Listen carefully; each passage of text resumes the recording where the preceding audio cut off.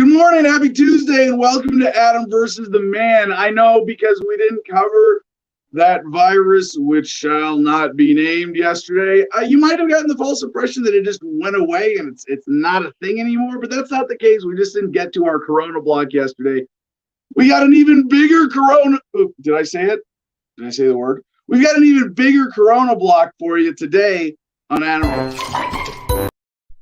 Yeah, thank you, CJ. There it is, producer CJ. We got exciting news today. Our website got leveled up. Well, technically, yesterday it was down as our intrepid debate manager, Mercedes Dan Murtowski in Nebraska, was stepping up her contribution to this show and spent a good chunk of her weekend working on AdamVersusTheMan.com. I know she could have done plenty of better things, but because she loves you who are listening to my voice right now, oh so much, she put in the time this weekend, and now our website is up and secure, and it's going to allow for taking donations through the site and some store upgrades we're very excited about. So, you know, if you're listening, if you're watching, first of all, if you're watching live, well, if you're watching not live, share this message. We rely on you, the active and engaged audience, to make this show possible. And the most important thing you do is go to AdamVersusTheMan.com, bookmark it, whatever it is, set up alerts, get updates there, AdamVersusTheMan.com. You can catch the broadcast live there, of course, Monday through Friday, 9 to 11 a.m. Pacific time. And you can go to our store. And this is so cool. Oh, I'm sorry, I forgot. One of the important thing before we get to the store, of course, if you go to AdamVersusTheMan.com, you can find a link to our Patreon, patreon.com/AdamVersusTheMan. And this is so much fun. I mean, I love this. I can't say enough how much I love our producers club. And just, I don't want to say it happened by accident, but CJ came up with this, and it's not just a great way to, raise money and get people supporting the show with a monthly contribution, but to really get y'all involved, people who want to be a part of the show. And when we're up against a lot of the people we're up against, not only do they have insane budgets, but they have editorial teams, messaging teams, writing teams. We don't have any of that. This is here in Gardenia, essentially a one-man show, although all of our team remote does incredible work every day. That remote team, that one of the most critical parts really is the Producers Club as an editorial team. And by that, I mean, figuring out what needs to be covered and sharing news stories and discussing them. It's a lot of fun. And you can join us for just $10 a month. And that also gets you, that is our better. We have good, okay, good, better, best. And if you're a better or better patron, you also get 15% off and free shipping on everything at the store at AdamVersusTheMan.com. You can also support us with our affiliate, CigarFederation.com, where promo code Adam10, 80 AM, all caps 10, Adam10, gets you 10% off your order there. And this is a really great opportunity to support my cigar habit and support the show at the same, and your habit and the show at the same time. Also, makethemdebate.com. Let's help Mercedes out and make another debate happen. Seriously, it's been too long. We need another. I need a debate. I need a debate. I need a debate. I need to, somebody. Whether it's maybe we'll get Adam Loves the Man back for a debate. We can have some fun with that. But seriously, it's been a while, and we have a great guest booker with Marcus Pules. I want to get more guests on to even just to debate on this show. Let's some of the best interviews we've done have been with non-libertarians, I hate to say it, because we have a libertarian guest on the show today. Actually, kind of exciting, considering this is one who reached out. This is Tommy Brown, and Tommy reached out, and this is really early on in the cycle, and I love seeing this. I gotta say, like Tommy reached out for an endorsement. I said, "How about an interview? We'll endorse you live on the air." And this is a really cool opportunity. So Tommy Brown, one of these Libertarian Party activists, candidate now, who is looking ahead, as a lot of us are already, to whatever the next election cycle is. And I would just take this opportunity to remind all of y'all. I don't say all of y'all enough. That's what I wanted to remind you of. No, to remind you that 2022 is closer than you think. November 2022 is closer than you think. And the time is now, at least, to start looking ahead. If you were a shameless statist, you might even move to another congressional district to run for Now, I don't suggest anyone. Well, we'll get into that when people have questions. I love getting emails from people too about advices on activism, on the party, especially. I mean, one of my favorite compliments I've ever received was that I was called an activist's activist, not just for how I do my thing, but in helping other people. And I've loved being a mentor now that I've got. Now that I'm a salty old veteran of freedom activism and civil disobedience, helping other people out, and people do at least have a certain respect for my resume at this point. And if anybody is considering running for office or just any kind of Libertarian Party political activism, let me know. Adam at thefreedomline.com. Happy to consult and give you an interview if that's appropriate, as is the case with our friend Tommy Brown today, who is running for county commissioner in Washington County, Indiana. Someone who has been talking to our booker, Marcus Fields, not just as a booker, but as a fellow Indiana State Libertarian Party activist. So we have that to look forward to today. Wow, CJ, I told you I'd do my intro in 5 minutes. We're 7 in already. What's wrong with me? I told you 5 minutes out of time means at least 5 minutes. Let's get Comment Jim Freedom up on stage here to check in with the audience, because we are, as always, giving away memberships in the Producers Club. And today, as most days, we have Comment Jim Freedom join us, who's going to be watching the comments and making sure that if you say something really smart in the comments, we get to share it with the other kids in class today. Or if you say something really, really dumb that needs to be addressed, that's even more fun. I want more troll comments. These are the things that provoke the best rants in me, Jim. Just like you taking all those troll comments and not putting them on screen like you're. Oh, good morning, Jim. How you doing? Okay, I'll get to that. I will start putting them up there. You asked for it. Okay, you're about to get trolled. I'm just playing. Good morning. We got Kareem M. Mays is our very first commenter this morning. He just simply says the Rona. The Rona. Good morning, Kareem. Yeah, Kareem, one of our regular viewers. Has Kareem won Producer Club membership yet? I'm not sure, but check this out. He says, where did it go? He said, let's do it. He said, I'll debate you. LOL, I will debate you. He is calling you out. He is challenging you. I think he means if you can get some money on the line through Make Him Debate, because that's when he brought that up, when he said he would debate you. But if you may, I don't know if he just wants to be a random caller and call in and debate you, or if he wants to be on the Make Them Debate. I don't know.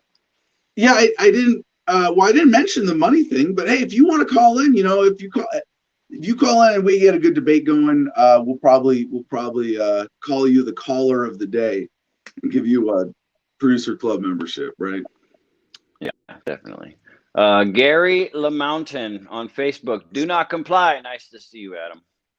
Thank you, Gary. And by the way, if you missed it yesterday, our interview with Alan Stevo was, I think, the decisive conversation on wearing masks. I'd like to think we kind of that was it. If you watched that interview yesterday with Alan, and one of the things that was so important about that, it would take a lot for me of all people, to get as much smoke blown up my butt as I did by Alan yesterday during that interview. No, but it would take a lot, I suppose, it would take a certain something, a certain je ne sais quoi, in order for that to be the decisive conversation about masks for Corona in America today. But it was, and it was what was included in that interview that was so cool, I thought, was the spirit of resistance and the importance of it.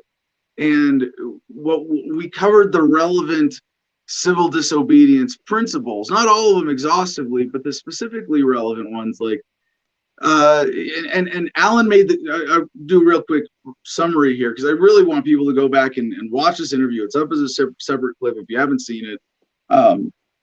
But he compared it to TSA, right? Like if you, it's one of these weird.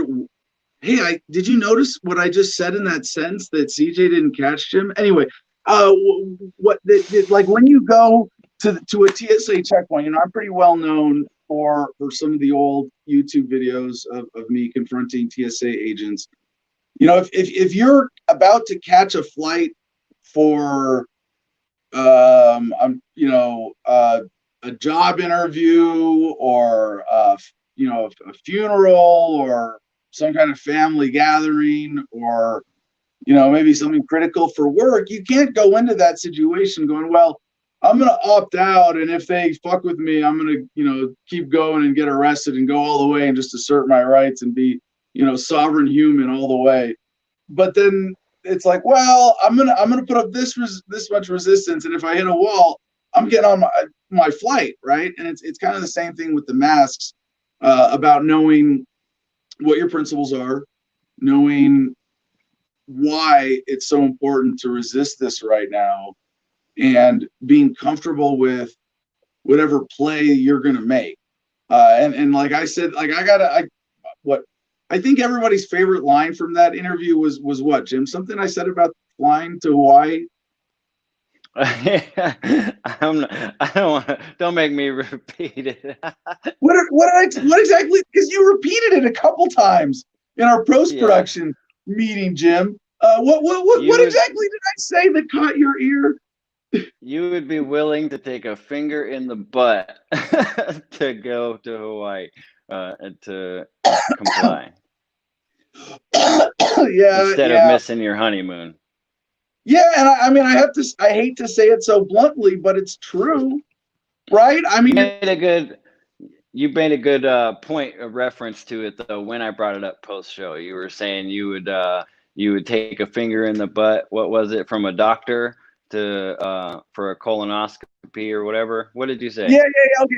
Okay. So during the show, we were talking about, if you go into one of these situations where an authority figure, be it, a peon TSA checkpoint worker or a cop or who knows who else, that you can assert that you have a medical exemption under every single lockdown, shutdown, mask mandate we've ever seen. There's medical exemptions, and most of them are extremely generous to the point of, oh, well, I have difficulty breathing while wearing a mask, therefore I am medically exempt from wearing it. Like, yeah, that's it. I have trouble breathing. Wearing a mask is enough to get you out of the mandates, essentially, in most places legally. Now, that doesn't mean every cop knows the law and is going to enforce it fairly or legally or appropriately, even though it's all inappropriate.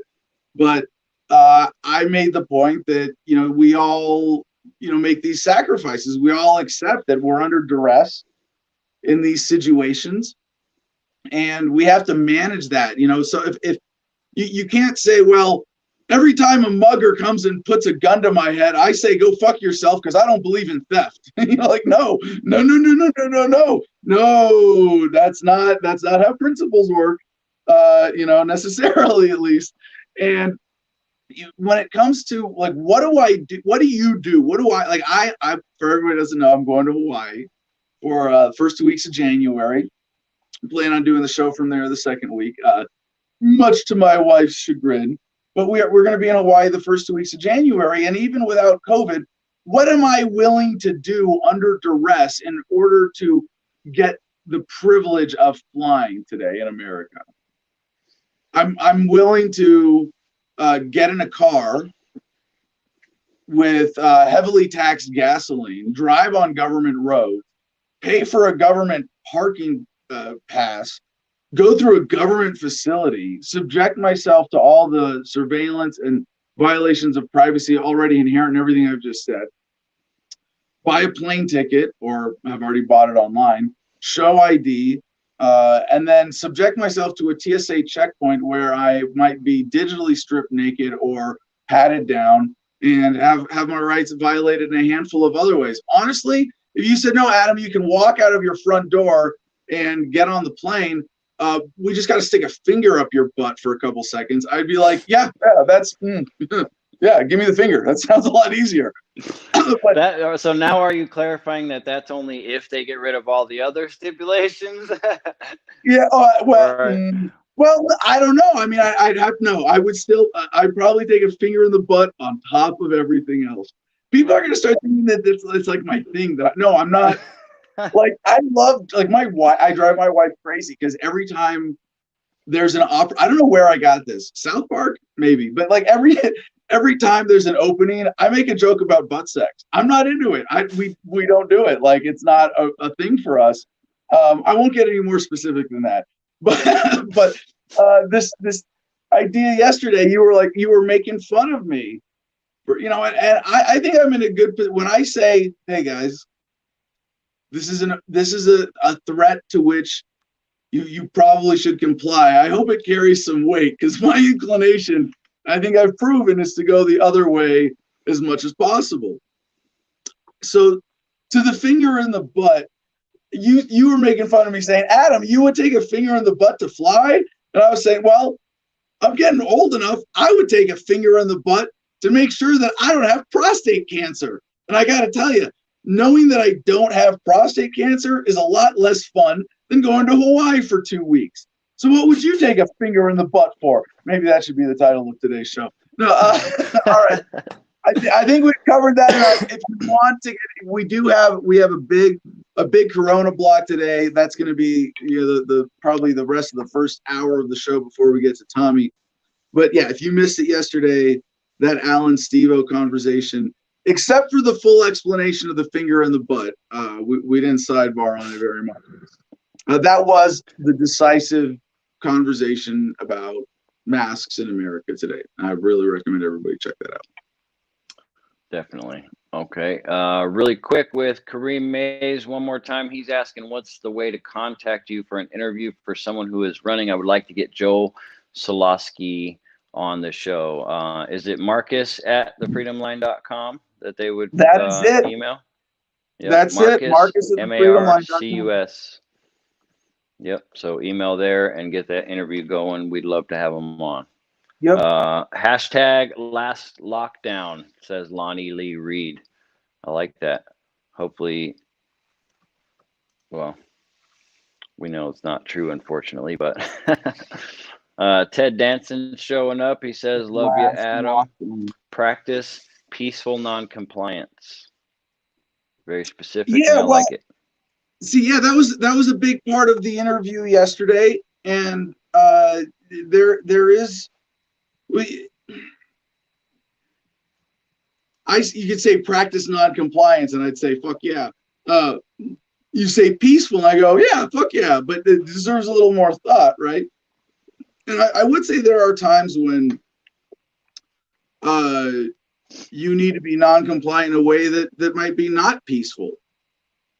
I don't know what that point is with masks. I don't know where, for me at least, that critical point of confrontation or making a public statement out of it might be. But that is kind of my takeaway policy with the masks, is that I'm not going to do anything that's not peaceful for this. I'm going to be very conscientious in interacting with other people. And I've seen, I know a lot of these people are probably plants, but I think there is an organic feature in the freedom movement where a lot of people who are new maybe get a little too excited and confrontational. And it's like, you're talking to a version of yourself that you were just 2 months ago. Why are you being such a dick to that guy? And there's no reason to ever introduce unnecessary confrontation or add personal insult or to take things personally or to make things personal with someone who is confronting you as a cog in the machine. Like, why yell at, no, that's a human being. They're acting like a piece of machinery, an obedient part of the system, but that's no reason to deny them their humanity. And to me, that's really the most important part of the peaceful is more in that attitude of respect and de-escalation. I can imagine that if you had to kill somebody, you as a warrior, you would respect them, and you would want to say, I'm not here to say, you're a piece of shit, I'm going to kill you, but you're my enemy, I respect you enough, but I'm, you know what I mean? I think at very least you got to have that, common humanity attitude in any of these confrontations about masks. Even, I'll just go one step further with this, especially with family members. Yeah, definitely. I feel like it's important to say, even for people like me that feel like, I feel like I have a pretty good grasp on that, and I'm pretty peaceful most of the time, but even I need reminded of that in the heat of the moment sometimes in certain situations. You know what I mean? It's nobody's above reproach on that. Well, if I've noticed, I think I've noticed with you, Jim, you do have that little tendency to get carried away and ramp up the confrontation, but you do it you maintain a really humorous framing, even when you do that, and that's pretty cool to see. Like when you go, you have more of an exasperated attitude of comedy in those circumstances when you get confrontational. That's a great defense mechanism, by the way. If you're of all the things to do in a moment of being triggered, if you make insulting jokes, that's okay, as long as they're funny. It's going to be a break of tension. Yeah, hopefully it plants a seed, because that's always the point. Hey, DeAndre S, haven't seen him around in a while. Hi guys, long time no see. Jim, I've missed that hair and beard. Thank you. LOL. Adam, crazy time sending virtual hugs. Yep, been a while. Right virtual hugs. Steven brings back the finger in the butt topic, which says, if they can do the finger in the butt in jail, they can do it in TSA.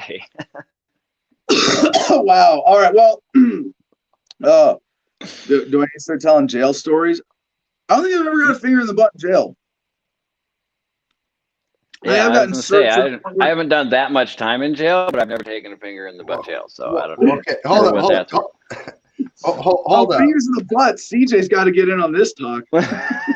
Well, as the editorial portion of this show, I mean it clear to say for you here that you don't think you had a finger in the butt. I had nothing in the butt. Or you don't know. I am very clear that I have not. Hey, I'm hopping on real quick before we get to the news. Rumble.com, Adam versus the Man is on there. Our first show was posted yesterday. And it still looks like it's taking a minute to monetize for Rumble, new platform as well. So, hey, we are looking for somebody to help us with distribution for this show. So if you want to reach out to me, producer at the Freedom Line, if you're interested in being a distribution type position on this show to help us get this out to not just the main platforms, but alternative platforms. It takes a lot of time in loading and uploading and rendering to do just one person. But if I had somebody else uploading what I produce, then we can get this message out to a lot more platforms in a day. So that's all I got. Reach out to me again, producer at the Freedom Line. And that's all I got. I'm ready to go for the news today. Awesome. Yeah. Is this enough time for you to get the headlines together? All right. Just a quick addition there to what CJ said about asking for help. Titles are free. We love giving away titles. This could be an associate producer for distribution if you want a fancy title. If you want an internship and you want some kind of academic credit for it, we can do that. But basically, yeah, we're looking for a super volunteer to help with posting content and distribution for Adam versus the Man. And we just need someone who has a high-speed internet connection. You can be remote anywhere in the world. And just the only other requirement, some kind of resume of trustworthiness would be nice. Excuse me. But even to put in, 1 hour a day, 5 days a week to not only help CJ with that, but to make the whole team more effective that way. We would really appreciate your help. So producer at thefreedomline.com. Jim, any more critical comments before we get to our One Big last C one block. before we get there. A little advice for you, which you're already taking, so it's no big deal. Craig Darty, our friend, says, Adam, been married 20 years. Don't get kicked off the plane on your honeymoon. You will be sleeping in the doghouse for sure. Yeah, yeah. And my wife is an incredible woman, and I mean, I've told the story of our matching tattoos so many times now, but she is totally in line with the message, the spirit of it. Living by these principles and values. But I do notice that she has a different attitude even towards mask compliance in our daily lives when we're going out together. Where and I think that this is a normal male female approach, whereas men have more of an inclination to be suspect and protective. Women are more inclined to be communal and to want to get along with others as an immediate response. And I either way, it doesn't matter. I probably shouldn't say more now, but I'm going to get myself in the doghouse for other reasons, right? No, but yeah, if I keep going with that. But yeah, I'm not. Don't worry. When this is the honeymoon, yeah, I'll take a finger in the ass to make my. Yeah, see here, Jim, let me rephrase the finger in the butt thing one more time. I would take a finger in the butt to make my wife happy. And what good husband wouldn't? There you go. I'm sure there's plenty of people that can agree with that. And let us please make that the last time we reference that. All right. All right. And now, ladies and gentlemen, today is Tuesday, December 15th, and this is the Adam versus the Man COVID block.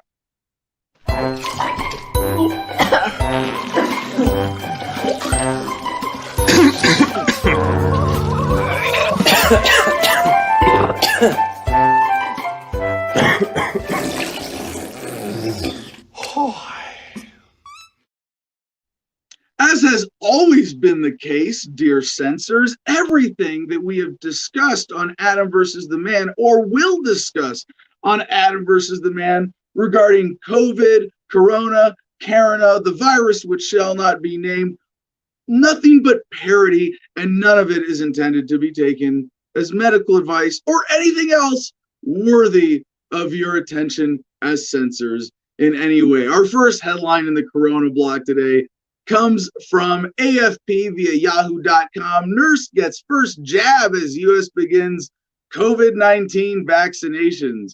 Remember, in the UK, they had their first vaccination go to a 90-year-old woman, and then one of the early ones there was for a William Shakespeare. No. They didn't bring Shakespeare back from the dead or like go vaccinate his dead body. No, William Shakespeare is a comically common nationalist invoking name in the UK. And in the United States, it was a clear propaganda effort. But in the United States kicked off a mass vaccination drive Monday, hoping to turn the tide on the world's biggest coronavirus outbreak as the country's death toll near to staggering 300,000. Yes, the biggest. Is it still relevant to do Donald Trump impersonations? I don't know. We have the biggest coronavirus outbreak. A nurse in New York became the first person in the U.S. to be vaccinated when she received the Pfizer BioNTech shot live on television. As she said, Sandra Lindsay, I feel great. I feel relieved. She's a critical care nurse at the Long Island Jewish Medical Center, imploring all Americans to do our part by getting vaccinated. I hope you see this. I mean, every time I cover Corona, it's nothing but I told you so. I told you so. I told you so. Well, okay, occasionally there's a new development in the narrative, but it's following a very tragically predictable arc at this point. And this is the idea of vaccine nationalism rearing its ugly head. Oh, well, if you don't get the vaccine, you're not a good American. Or, well, we're number one in the world because we have the most Americans willing to get the vaccine. Without question, we have America, land of the free, home of the brave. We have the most obedient citizens in the world. That's the kind of stuff you're going to be getting more of in this vaccine rollout. Just wait for it. There's going to be some social pressure. There's going to be some bullying. There's going to be a lot of virtue signaling around this. But there's a lot of skepticism still. Our next headline from the Washington Post via StanfordAdvocate.com. As coronavirus vaccine begins to roll out, FDA seeks to reassure the public on safety. Now, the FDA doesn't seek to reassure the public on the safety of, say, the drinking water in Flint, Michigan, or the air in Beijing. No. Why is it so important that we be reassured on the safety of this vaccine? Well, maybe it's because it's not safe. Maybe it's because there are a lot of profiteers involved in this process. Officials at the Food and Drug Administration, which authorized the Pfizer-BioNTech vaccine for emergency use Friday night, took steps Saturday to try to reassure the public that the vaccine was safe and that its clearance was not driven by politics. Oh, really? Really? Now, just skipping ahead to the to one of the next stories in the pile here, two stories ahead to BostonGlobe.com. I just include this as a counterpoint to that misstatement. The headline from Boston Globe is, as vaccines move out, Warp Speed leader rues political pressure. Oh, the FDA says it had nothing to do with politics. Meanwhile, Monchef Slawi of Operation Warp Speed asked on Fox News Sunday about reports the U.S. Food and Drug Administration chief was told Friday his job was in jeopardy if the agency didn't approve the first COVID vaccine by day's end. If a phone call along those lines between Mark Meadows, the White House chief of staff, and FDA Administrator Stephen Hahn happened as reported, quote, I think it was useless and unfortunate, and so are some of the tweets. Now, if you don't think there's any political pressure, Trump is, and by the way, I had the Trump turn on this. I mean, I don't know if it's relevant at this point, but remember, Trump came out. Don't forget the history here. Recent history is important too. Trump came out and said that the virus is no big deal. He originally had it in perspective. He had the right line on this. And then not only did he cave to the pressure to declare a national state of emergency, he was bragging about how much his administration had done to respond to this. But he tweeted directly to Hahn's account on Friday saying, quote, get the damn, and that's sick in the article because apparently our president, lame duck, fortunately, doesn't know how to spell the word damn, D-A-M. Get the damn vaccines out now and stop playing games. Really, as if this whole thing isn't some bullshit game. Now back to StanfordAdvocate.com. What else are they trying to reassure the public about?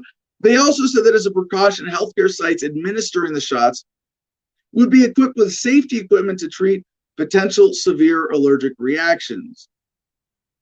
So don't worry, it's totally safe, but just in case we're going to have these emergency stuff, procedures standing by if you have an anaphylactic response to this. Yeah.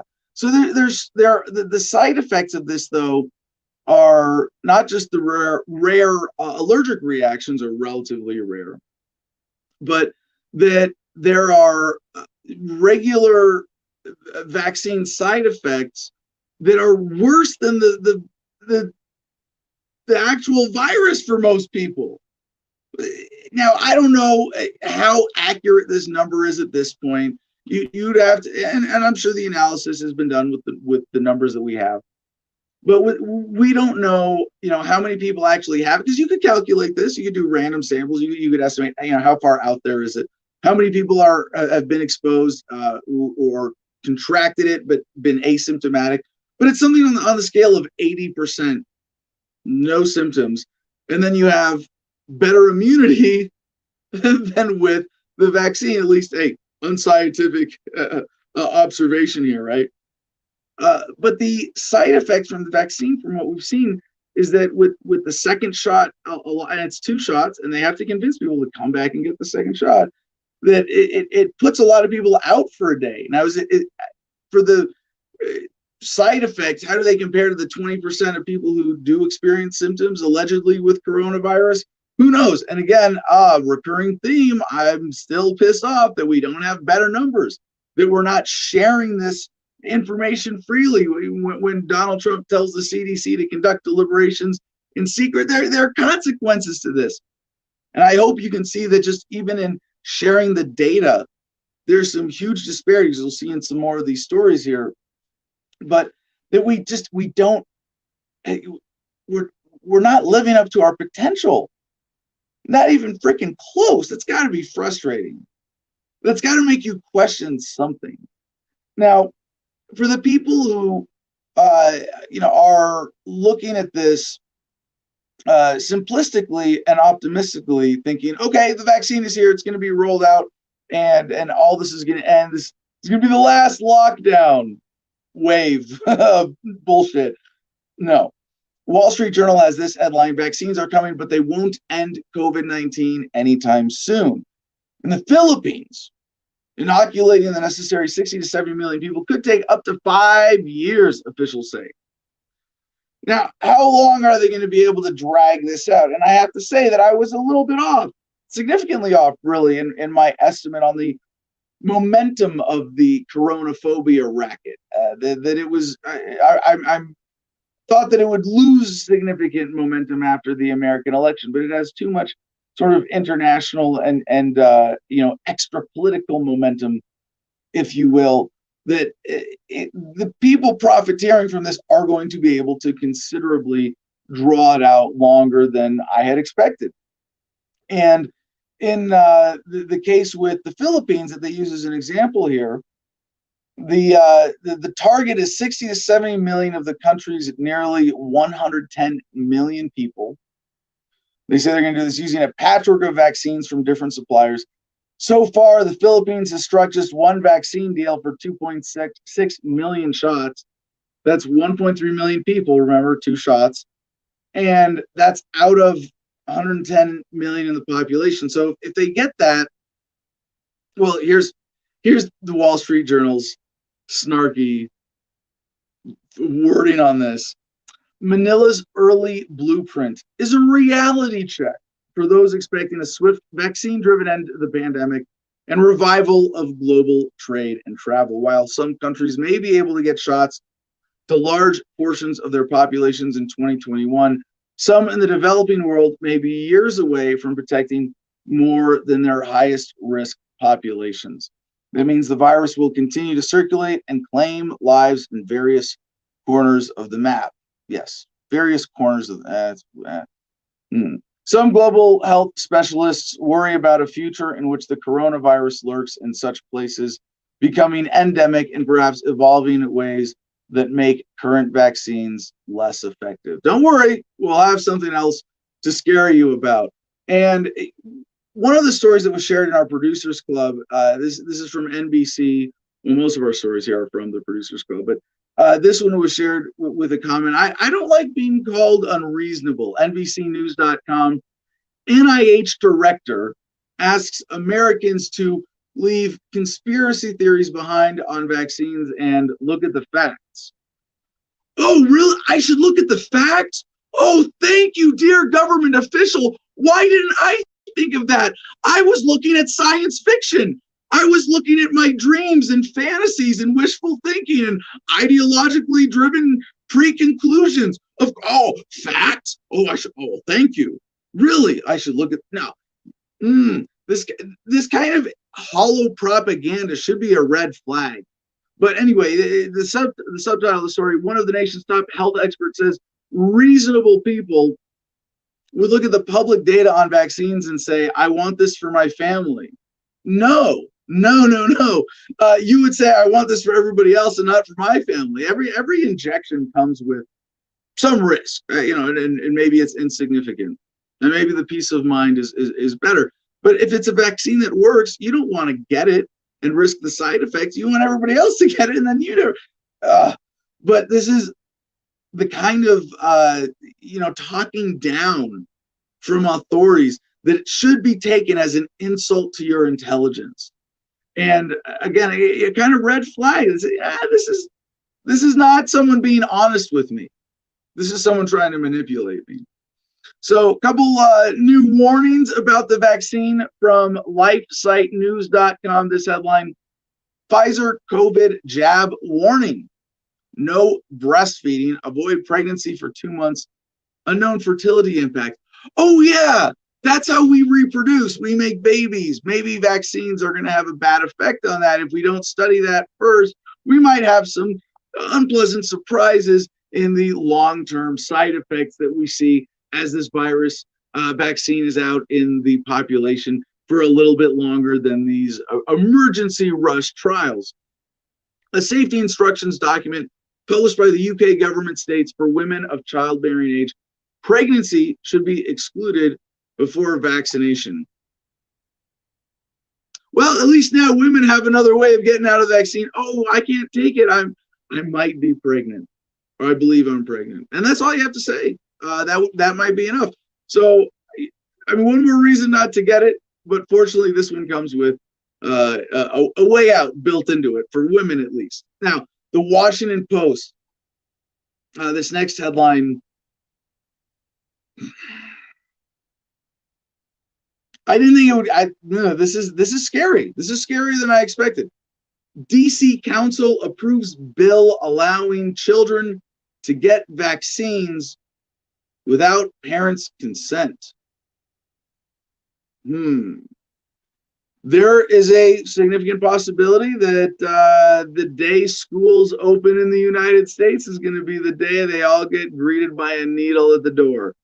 I don't think it's going to go down that way. At least I hope not. But legally, with what our government is capable of today, under this dark cloud hanging over everything, it wouldn't surprise me. And we're kind of on the edge of that already. A bill passed by the DC Council on Tuesday would allow children as young as age 11 to obtain vaccinations without their parents' consent. Under the legislation, if a doctor determines that a minor is capable of informed consent, they would be able to seek government-recommended vaccinations their parents object to on religious grounds. They also could get vaccinated against the human papillomavirus, HPV. By the way, if you don't know the history of that, check out the Gardasil scandal with the governor of Texas, past governor Perry, which is recommended for older children but opposed by some parents because the virus is sexually transmitted and they object to their teenagers having sex. The bill, which was approved 12-1, requires that the doctors send the vaccination record in such cases to the child's school rather than to the parents and seek compensation directly from the insurance company without involving the parents. The idea for the legislation was born out of measles outbreaks in the U.S. last year, but council member Vincent Gray, who shepherded its passage as chair of the health committee, said the hope of an imminent coronavirus vaccine gave the bill new urgency. Oh yes, we're so afraid that we don't have time to think things through. We have to act. Again, anybody who's trying to say, hey, you don't have time to think for yourself, you really just have to go with what the authorities are saying. Again, red flags, right? So the quote here, from Gray, one thing that we've learned from COVID, for example, is that policymakers, lawmakers need to make science-driven decisions about public health policy. Yeah, and the using science as the excuse. As an appreciator of science, as an appreciator of truth and objectivity and the scientific method, to hear politicians speak of science while ignoring the science of ethics and saying, well, what we decide as the science is going to get forced on you and your families. Yeah, that's like mad science. No, that's something else. AP News, and by the way, the next headline I think contains a pretty strong proof of the abandonment of science by government and all of this, and that reveals they have chosen scientifically suboptimal approaches because they just so happen to profit from them, either in power and being able to pay off their sponsors. One of the things that I've been harping on with this from the beginning is the availability of tests. And I don't just mean that you can go stand in a government line and get, one of their official, swabs up the nose or drive through or anything like that. But what I got, because I got this, back in March, I was able to get a prick test. A little prick your finger, a tiny bit of blood, put it on a test strip and saline, and boom. And you got the results in less than an hour right there, start to finish. And for certain, you give it that full time to go across the test strip. Why did we not have that widely available? Well, the test that I got had been approved for use outside of the United States by other governments and was at that final stage of FDA approval before it was denied here in the United States. And you couldn't get it. I got it because I'm special, because I'm Adam versus the man, because I got friends who wanted to promote that. When they wanted to say, hey, look, the FDA is about, like, the FDA, I forget the technical part of the FDA process, but they basically said, we're going to approve this, and then at the last second change their mind. And I wonder who's making the other tests that profit so much from that. Who's benefiting from this denial of free competition? And now there's, internationally at least, some market pressure based on the scientific reality that yes, we are capable of pretty much instant coronavirus tests. The Associated Press: Barcelona concert tests use of same-day COVID-19 screening. Eager for a live music show after months of social distancing, more than 1,000 Barcelona residents gathered Saturday to participate in a medical study to evaluate the effectiveness of same-day coronavirus screening to safely hold cultural events. Now, actually, what they did was they took 1,000 subjects. They said, this isn't a party, this is a serious study, but they hosted a party as part of this experiment. And they had 500 who got selected and got sent to the party, and 500 got sent home. And so they're going to be able to, look at this and see if it was effective or not. They got, now, just by contrast, they want to show that this test that they're using the same day can be as effective in application as what is believed to be the PCR tests, or believed. I'll just read this part of the story.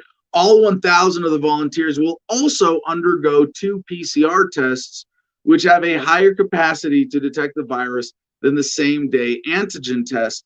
First on Saturday before the concert, and then again 8 days later.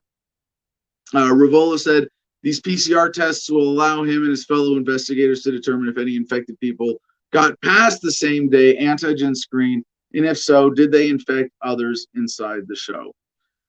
Now, another headline about testing comes to us from sfgate.com. Bay Area county launches door-to-door testing amid dire surge. And the photo with this story is great because they've got this like scary chain link with barbed wire fencing. County of Santa Clara COVID-19 testing by appointment only. Pruebas por cita solamente.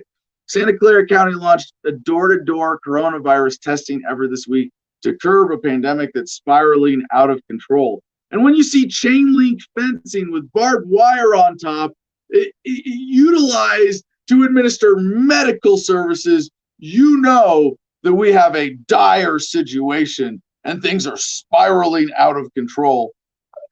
Have there been security are people like jumping? Are people like breaking into coronavirus test centers to get tested? They're like jumping over fences. And at some point, government was like, oh my gosh, we got to put barbed wire on top of these chain link fences because we got to protect these COVID test sites.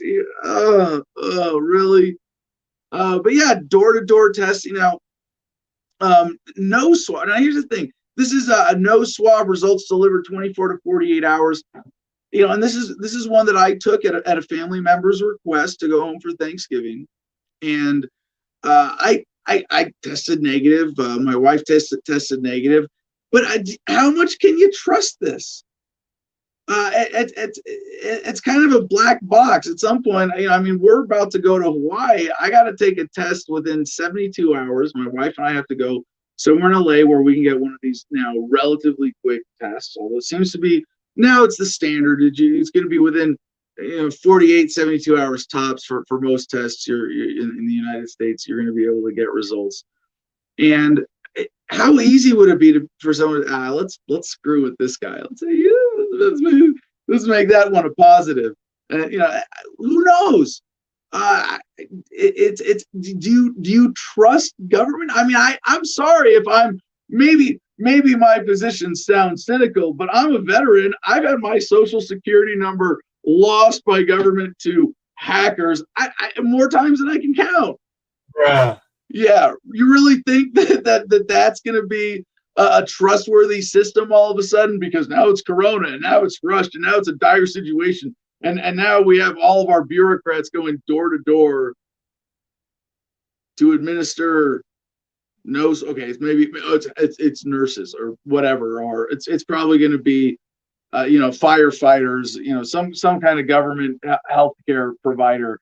But yeah, now because they're the ones running this, now it's going to be a secure, effective, trustworthy system. Believe that, and I've got a government bridge to sell you. Now we go to Germany for an example of things getting a lot worse from the Associated Press, shared by our German friend in the Producers Club. Silent Nights. Germany tightens virus lockdown over holidays. And while, AP, hey, can you think of a bad pun, weird cultural reference to put in your title? Silent Nights. No, but I kind of like this one. This journalistic turn of phrase in a headline. Silent Nights. Yeah, it is kind of appropriate as a way of describing this. Like, what is the dystopia that we are experiencing as a whole right now under this dark cloud of coronaphobia? It's a general dampening of human activity. There are a lot of places where there used to be vibrant communities and farmers markets and retail centers and cultural gatherings and music events and so on and so forth. And now it's maybe not silent night, but certainly quiet at night. In Germany, most stores shut, tight limits on social contacts, no singing in church, and a ban on fireworks sales. Germany is ratcheting up its pandemic restrictions in an effort to cut the stubbornly high rate of coronavirus infections. Chancellor Angela Merkel said she and the governors of Germany's 16 states agreed Sunday to step up the country's lockdown measures beginning Wednesday to January 10 to stop the country's exponential rise of COVID-19 cases. Exponential. There's kind of a limit to that, we are forced to act and we're acting, she said. And one of the interesting things about this, the curfews aren't enough for revealing the contradictions, the unscientific silliness of all of these policies, right? Well, we're going to put in a curfew at 10 p.m. in New York City. So because the virus only comes out after 10 p.m. But if you're at home before 10, you're safe. You better run, get in that door. It's like, don't feed the gremlins after midnight. Okay. No singing in church. You see the why I like the Silent Nights reference, or Silent Night rather. No singing in church. We can't really stop you from going to church, but while you're there, we can tell you to keep your fucking mouth shut. Yeah, Germany. And by the way, speaking of New York, we do have a few headlines from the Big Apple. Breaking, this is from thepostmillennial.com. Governor Cuomo shuts down all indoor dining in New York. Yep, that's right. New Yorkers will again be prohibited from dining inside restaurants come Monday, as Cuomo announced on Friday that indoor dining would be suspended indefinitely. Now, why would they be doing all this? Wall Street Journal, this next headline: New York needs to raise taxes, Governor Andrew Cuomo says. Yeah. They're looking for federal money. They're looking to raise taxes because there's a huge current budget deficit because of COVID-19. And in case you were wondering just how big the budget is, normally it's $178 billion that they approved in April, and apparently the deficit is whoops, a lot more than we expected now, thanks to Corona and the shutdowns, and we're just gonna have to tax you more, or in other words, the beatings will continue until morale improves. Now, if you get to use this as an excuse to raise taxes, why stop with shutting down restaurants? Fox 5 New York has this next headline, also from New York. De Blasio, New York City should prepare for a full shutdown. Yeah. The mayor of New York City issued an ominous warning on Monday that the entire city should prepare for another possible full closure. Mayor Bill de Blasio says more restrictions should start quite soon and people should prepare now. He made the statement on the same day that the first coronavirus vaccine shot was administered to a nurse in Queens. Here's the quote. What is increasingly clear is that all forms of restrictions have to be on the table at this point. At the current rate we are going, you have to be ready now for a full shutdown, a pause like we had back at the end of the spring. And there is a distinct second wave now of shutdowns and lockdowns, and things can get significantly worse given our current momentum. And propaganda headlines like this from The Independent. Director of White House Security has leg amputated following severe COVID-19 complications. This is Creed Bailey doing well following amputations, according to family friend raising funds to assist with astronomical healthcare costs. Now, this is the director of White House Security under Donald Trump, and they're trying to raise $50,000 for his healthcare costs. Right away, red flags. Wait a second. Now there's a like grassroots GoFundMe campaign for this dude. You know, and I think there's more to this story. I don't know exactly what, and I'm not a COVID denier.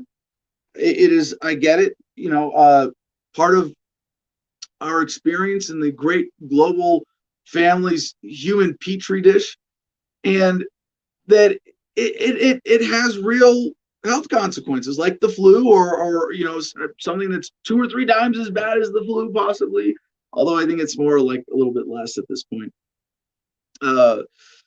Could have some complications if you're diabetic, and according to what we know at this point, yes, people who are diabetic are significantly more vulnerable with this virus. But they don't explain how it said he lost a toe on his left foot and his whole right foot and lower leg. And it's when you see a story like this, it's tough to not just be overwhelmed with sympathy and be like, well, I mean, you don't question it. You hear about you know, direct human tragedy like this, and you go, all right, yeah, well, you know, I really want to help. I want to do something about this. Where's the GoFundMe? And it kind of kills your skepticism. But there are at least 2 things about this that I think we're going to hear more about eventually. One, how did COVID cause him to lose his whole right foot and lower leg? That's kind of kind of a new COVID symptom. Feet falling off? Nah. Just so happens to happen first with this strangely high-profile case happening in the White House. And Donald Trump or someone else didn't jump in with the money to cover $50,000. They're having it for what? No. Yeah, there's more to this story. Next headline from CBS Pittsburgh. Video from inside Allegheny County Jail raises concerns among elected officials over food service. Remember when they said they were going to let everybody out because of Corona, because everybody was getting in jail and they couldn't have basic hygiene there? Well, you know, I didn't think this was so much a Corona story, but it really is, because it's about the strains on the jail from inmates who were working in the kitchen getting Corona And apparently that's their, although it's probably more, supply chain stuff. I mean, you have one guy in a jail kitchen, he's just like slopping out food. But what they're showing in these videos that they got from inside the jail were that they had a whole meal that was bologna, applesauce, and Teddy Grahams. Yeah. Now we have a couple stories of resistance. I would be remiss if we didn't get to this as a positive way for rounding out this block today. In New Jersey, from FoxNews.com, New Jersey gym now facing over $1.2 million in fines for defying Governor Murphy's coronavirus lockdown orders. Attilis Gym's Ian Smith says what's happening to small businesses is criminal. And yeah, gyms don't have like $1.2 million sitting in the bank, your small local gym. No, you don't know. This guy's saying, roll the dice. You want to shut me down? You want to steal my business? Go for it. Yeah, I'm going to keep doing this. And if when the dust settled, I guess I got to restart. That's what he's facing. Now in Italy, there's a different kind of protest going on. This from World Socialist website, WSWS.org. Public sector workers mount national strike across Italy. Yesterday, a nationwide strike in Italy. Remember where this whole thing got really bad? It was China and then Italy, and it got a really high death counts, right? Yesterday, a nationwide strike in Italy brought large portions of the public sector to a standstill as hundreds continue to die every day from the coronavirus pandemic and the government's policy permitting the virus to spread. Yes, that's the government's policy. We're going to let the virus spread. There is mass opposition in the working class to the lack of safe working conditions and the malignant levels of social inequality fueled by decades of austerity and exacerbated by the pandemic. Similarly, in Italy, The Guardian has this next headline: Italian children take lessons outside school in protest of COVID closures. Yeah, movement began with 12-year-old Anita Iacovelli in Turin, who says her message is schools are safe. Indeed. Now, another international headline, kind of like reminiscent of Germany, Dutch leader announces tough new nationwide virus lockdown. Yes, Dutch Prime Minister Mark Rutte, something like that, imposed a tough new 5-week nationwide lockdown Monday, saying schools, non-essential shops, museums, and gyms will close down at midnight until January 19. Yeah, so things might be getting worse. Now, just as way to round out our coronavirus block today, 2 more headlines. Studyfinds.org. Dogs trained to detect people infected with COVID-19 by sniffing their armpits. Now, if you've ever had a vehicle searched because a dog hit on your vehicle because they smell drugs, you know that drug dogs are much better described as probable cause generators than drug detectors. Their purpose is to give cops an excuse to search you, to violate your privacy, your freedom of movement, your right to travel, to go about your life unimpeded. Oh no, our dog smelled something on you. We're gonna have to search. Might be dogs, as a dog lover, to see them abused this way or misused or used for such criminal endeavors really is disheartening.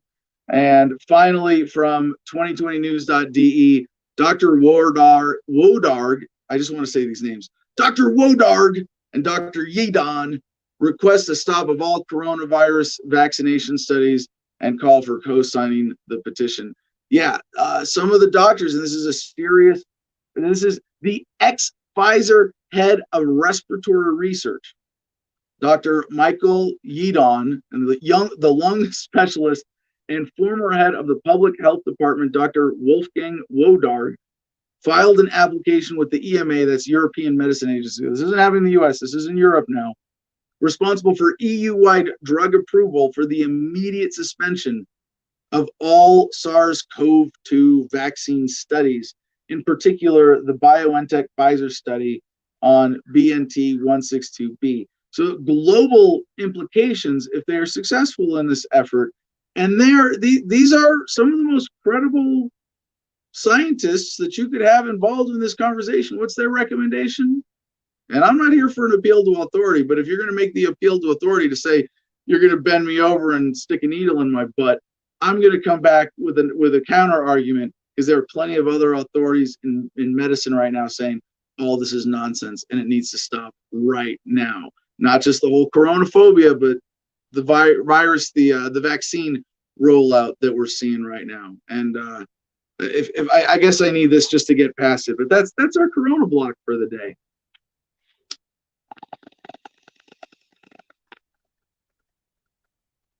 Smoke weed every day.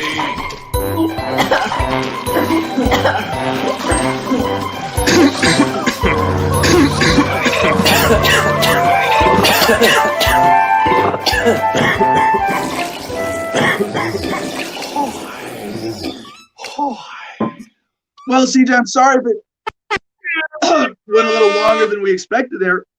I didn't see any note about our guest. I was looking. Is Tommy ready? Do we have our guest? Yeah, I'm here, Adam.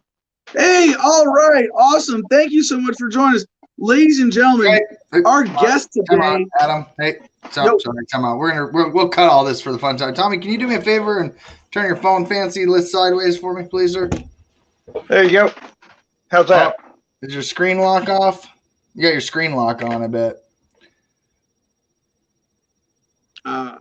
You got your screen lock on, Tommy? No, I don't. All right, we'll just have to do the interview with the camera the way it is then. Go ahead, Tommy. Okay. You're fine. All right. Ladies and gentlemen, our guest today is Tommy Brown, joining us from Washington County, Indiana, where he is running for county commissioner as a libertarian. Very excited to introduce him to the audience and the movement as best we can today. Tommy, thank you so much for joining us. How you doing today? Adam, thanks so much for having me on, man. This is a high honor for me to be on the show with you. Man, I'm doing great.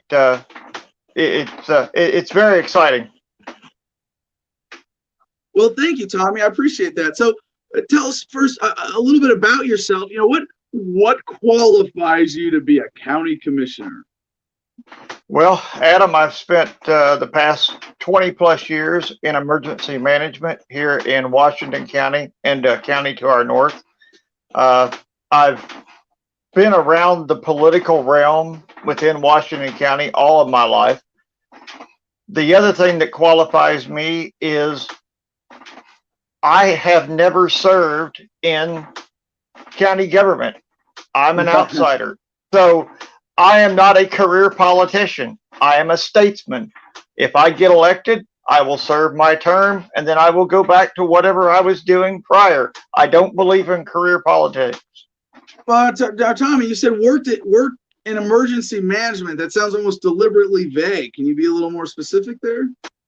Yes, I joined emergency management in 1997, and what we were responsible for is if a disaster was to hit Washington County, we was to provide aid for the citizens, get grant approval, do damage assessment. I've had a lot of training through emergency management here in the county and the state of Indiana. So this is a county office. Yeah, but everybody that's in the association is all volunteers. The only one that is paid is the director. Ah, okay. Very interesting. So what's your day job? I actually was termed disabled 4 years ago after having 4 spinal surgeries, 2 in my neck, 2 in my lower back. I've got double level fusions, both top and bottom. Now, that'll certainly motivate you one way or another if it doesn't kill you. Was that experience, related at all to your understanding of the medical industry or government or any of the relationships there? And what did that do to sort of change your outlook on life that might have led you to this race? Well, and this is not my first race, Adam. In 2018, I ran for county council here in Washington County against a 3-term Republican. Basically, when they tell you that you are disabled and you cannot do a job, you've got to find another way to occupy your time. My avenue for release was to get into the political realm. I joined the Libertarian Party in 2015 because I got sick and tired of the alternative, and decided that I could do more for liberty and freedom than either of the two parties. And so, well, was there anything in that? I mean, I want to go back to this personal thing first, if you don't mind, because what you experienced with your back, I have to assume was a major challenge. It wasn't like, hey, here's one trip to the doctor, they schedule a surgery, and then you're in and out. This is a major ordeal. This is a life-changing kind of event, right? Yeah, you're exactly right, Adam. For every surgery that I had, it was a year to recover, and you literally have to push yourself to bounce back from that. And one of the things that I took from each surgery was the Navy SEAL motto: the only easy day was yesterday, because today's the threat. Yeah. So I mean, feel free to elaborate on this. Like, I really want to know, how this affected you personally, like going through all this. And I think, I don't mean to. I mean, I know I love being reached out to from libertarian candidates who want to to get advice or to just use this platform. By the way, Tommy, you're great, you're awesome, and every human being is a snowflake, but you're not that special. We want to make this platform available for any libertarian who's running a credible campaign that moves the ball forward for the party and the cause, and you're definitely in that category.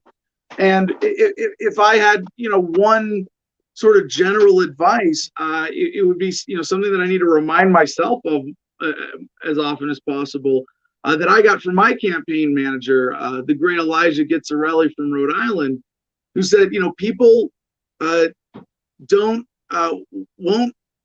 care what you know until they know that you care. And they don't know that you care until they connect with you in a way that you have some shared humanity.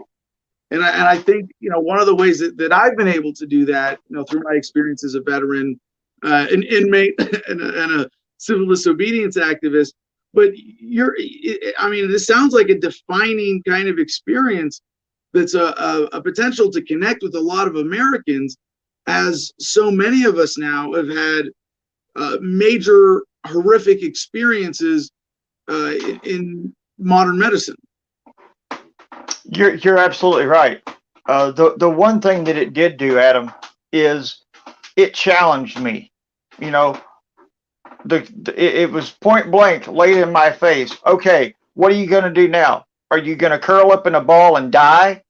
Are you going to stand up, do the best you can every day, strive to get better, and take care of yourself? Well, I chose the latter because I'm still here. I'm still kicking. And, Adam, as Larry Sharp always says, I'm making impact. See, I want you to be able to share your story in a way that the beautiful, these are the kind of stories that people like to share are the ones of the triumph of the human spirit. And we all have something in our own story. At least you get to our age, right? You've got something in your past. You've had at least one, genuinely challenging period in your life that you've had to overcome by willpower. And that's what makes other people go, heck yeah, and cheer each other on.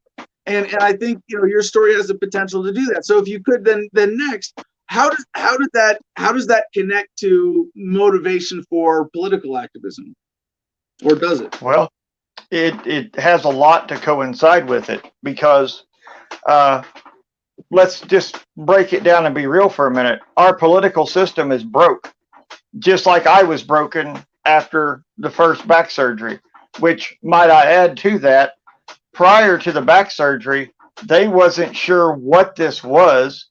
They didn't know whether it was a bulging disc or whether it was a brain tumor. and I was told by a doctor straight up, you need to get your affairs in order. I don't know what we're dealing with.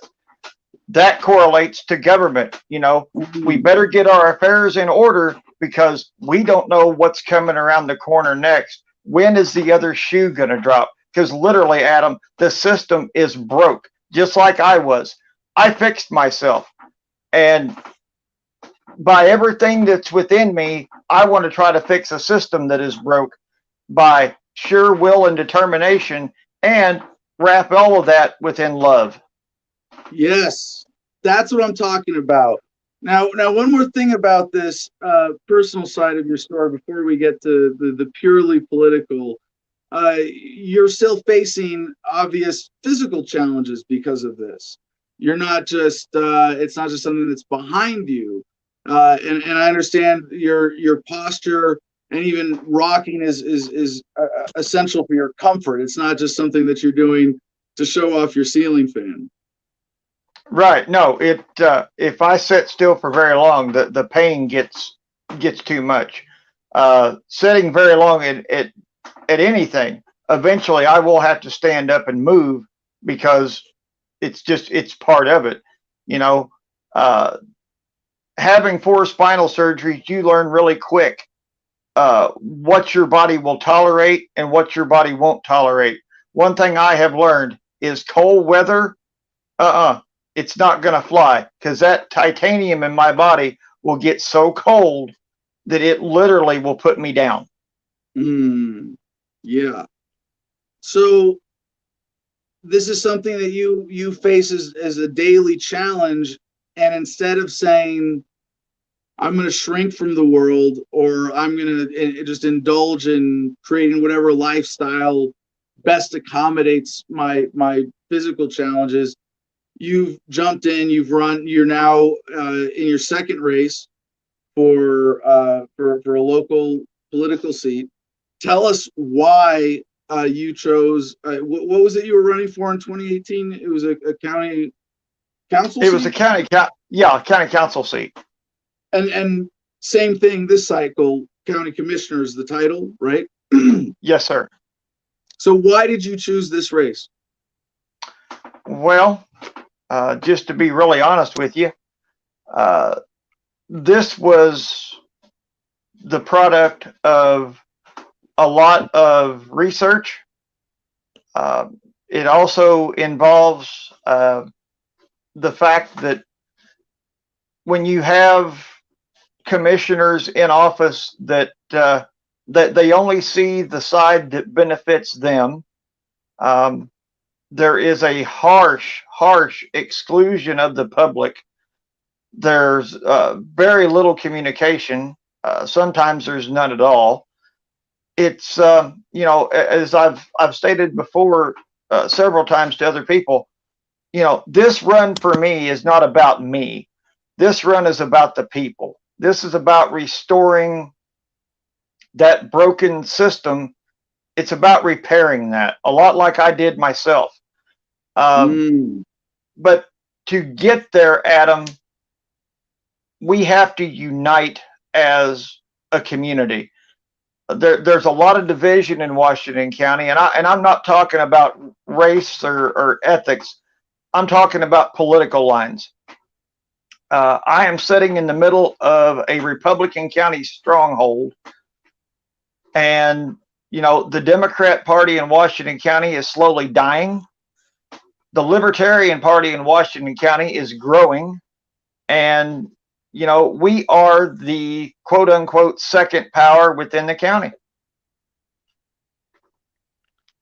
So what issues do you hope to affect or speak to with this race? Great question. Great question. Well, the right off top of the bat is cybersecurity.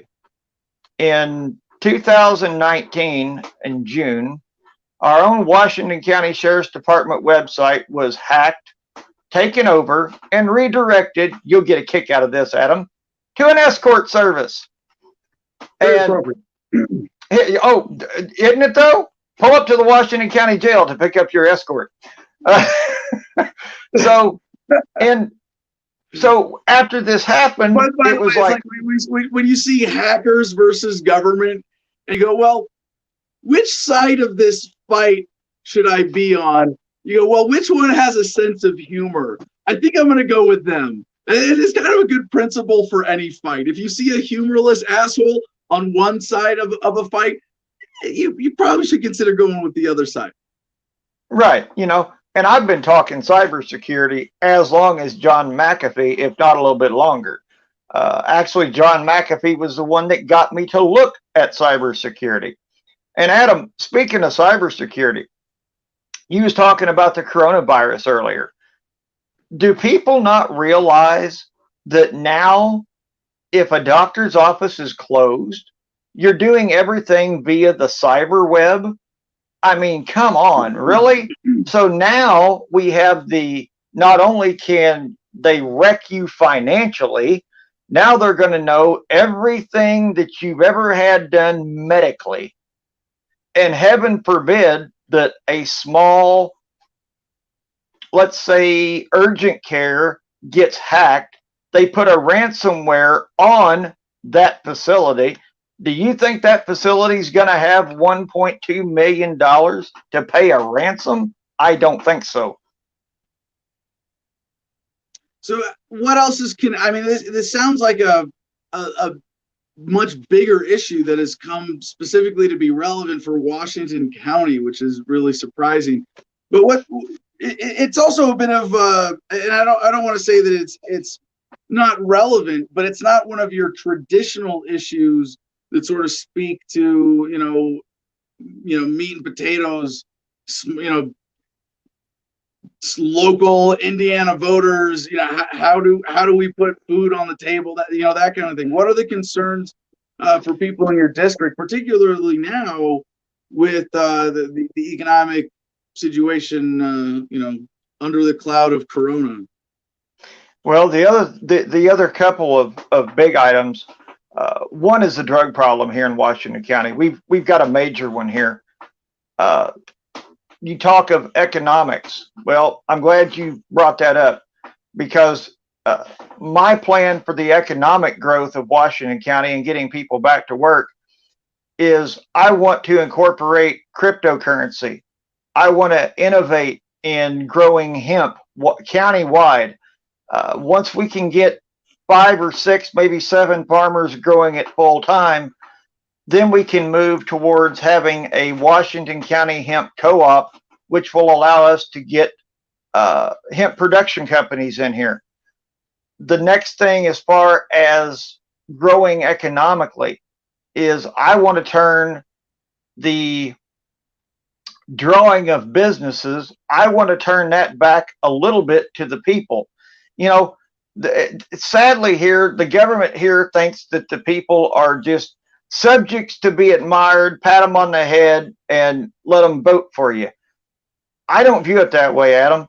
I go back to the 70s and early 80s when you had the Chamber of Commerce. That was their job. Now it's a bunch of bureaucrats deciding what kind of jobs that they want in Washington County. Adam, I don't think I'm wrong, but wasn't our government formed on for the people, by the people? And if it doesn't work, those people have every full right and ability to vote it out and try something new? Alter or abolish. Exactly.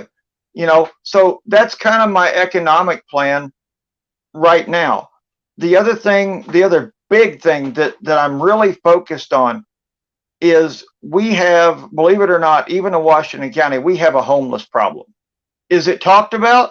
No, it's not. It's swept under the rug because they don't want to admit that their hierarchy of I'm better than you and I'm more powerful than you has no effect on it. Homelessness does not even enter into their mind. So my plan is this. We've got several companies, small, locally owned companies that build mini barns all over Washington County. I want them to donate 5 or 6 mini barns. We'll set them up in a specified area wherever we can find land. run power and electric, sewer, all that kind of stuff to them. Give these homeless people a mini house. Let them start with that. Put them back to work. So I've never heard this term mini barn, but I'm pretty sure you're talking about like the kind of prefab shed cabin type buildings that you see. I don't want to give a I'm sitting in one right now made by Premier Buildings, and I'm not promoting them. I don't give them any competitive advantage, but I've had a good experience with them. It's a pretty cool technology that we have available. You're like, hey, how is it that we haven't? I don't mean technology like, oh my gosh, a wooden box, but to be able to produce them so cheaply and efficiently and put them anywhere and provide housing for people. But I would especially remind, excuse me, any libertarian candidate that at least under the current American political paradigm, when government has screwed up the economy and job prospects at an individual. I mean, when a government has screwed up the economy, how does that affect an individual? It's like, well, I don't have a job. Like that's the impact that most people feel most powerfully, most directly, and there are more people than ever feeling that right now under Corona. So remember that the top three issues in every race are jobs, jobs, and jobs, or as James Carville put it way back in the Clinton campaign, it's the economy, stupid. But you're connecting with people at a level that's much more relevant talking about that, Tommy. So how has Corona, like as policy, been debated in your county? I know it's kind of a poorly worded question, but however you want to respond to that. Honestly, Adam, our county health official he's been a doctor since I was a little kid. They've done the best they can. Pardon my French, but for the damn situation that we're in, it's kind of hard to deal with people like they want to, because when you have a governor that has already locked us down once, it's hard to get that one-on-one relationship that the doctors in Washington County are used to. You have to follow the state mandate, or you have to follow the national mandate. It's been trying. I will say that it has been trying. You have to, as I always like to say, you have to tread lightly, because the people in Washington County, they can smell a load of bullshit when it's coming. And there's been several times where, like here a couple months ago, the mask mandate was like driving them crazy. You would have people literally walk into Walmart here in Salem and they're like, I'm not wearing one. I ain't doing it. Now, of course, Walmart's not going to turn you away, because heaven forbid. But what kills me, Adam, is they will shut down the mom and pop stores. But yet corporate stores, big chain, why, hell, they can just run all they want. I think the next time we ought to have a lockdown, if we do, all the corporate stores shut down and the mom and pops are allowed to operate. Let's give the power back to the flipping people. It's such a glaring hypocrisy at this point. It's got to hurt. Like, if people don't feel that, maybe you don't feel it as hunger anymore, but you feel it as poverty. You feel it as economic frustration. Now, Tommy, you've got Christopher Thrasher behind you as your manager on this campaign. I think that speaks very well to your prospects and the seriousness of this endeavor.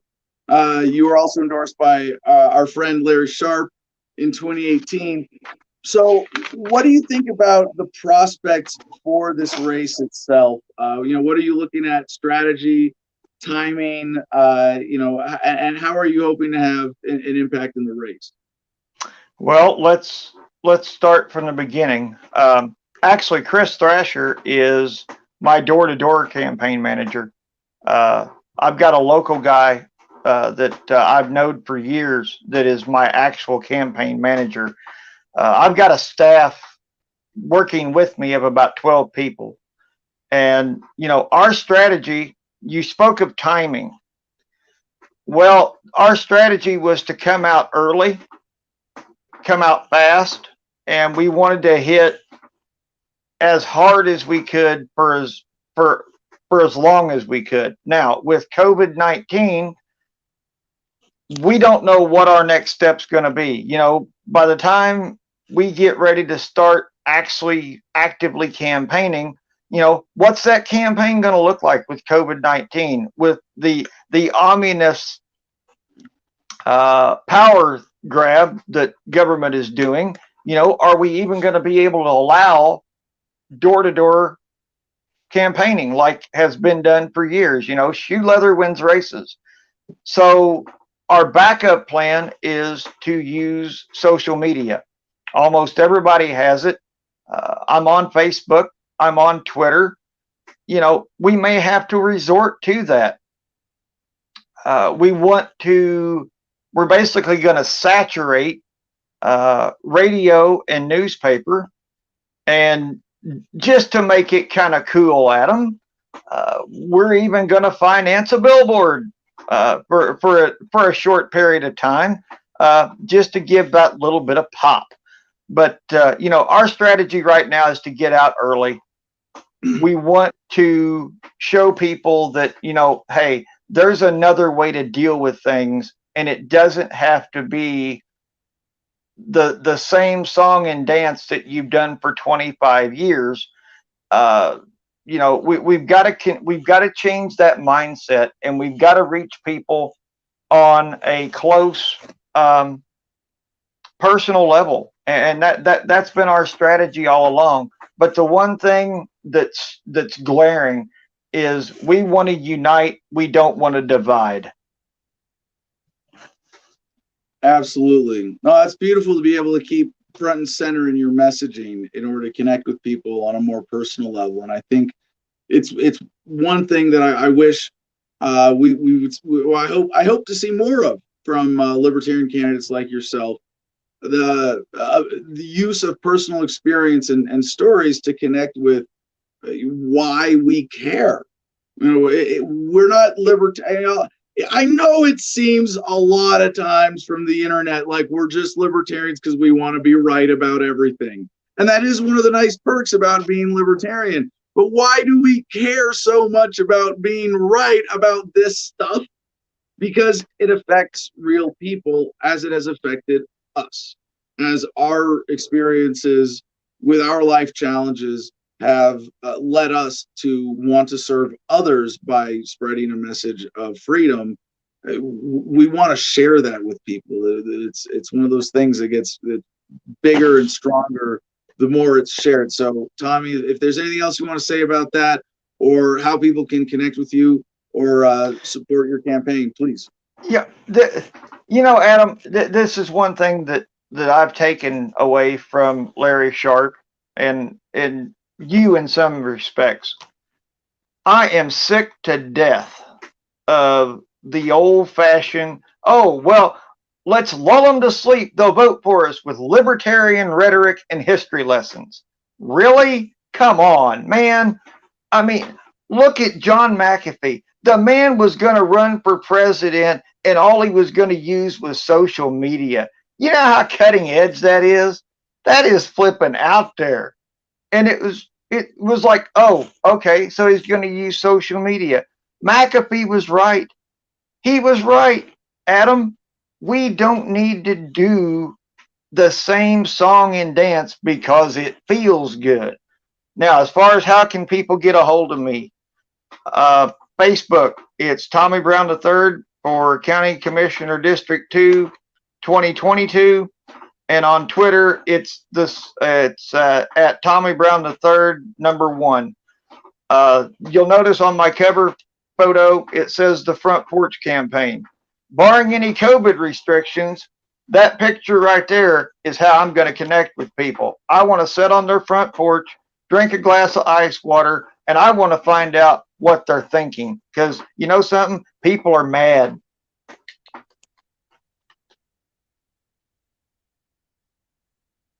Well, we can all channel that towards something beautiful, productive in the name of freedom. Tommy, thank you so much for joining us this morning.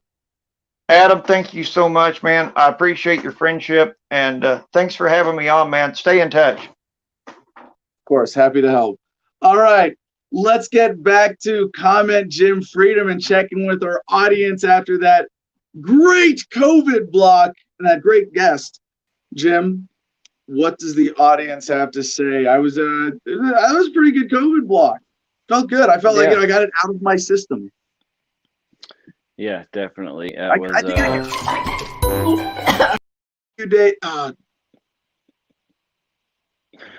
Whoops. No, is he gonna play? Oh, I think he's gonna. I said it. But yeah, I hope that we can go a couple days without mentioning that virus thing. That thing, yeah.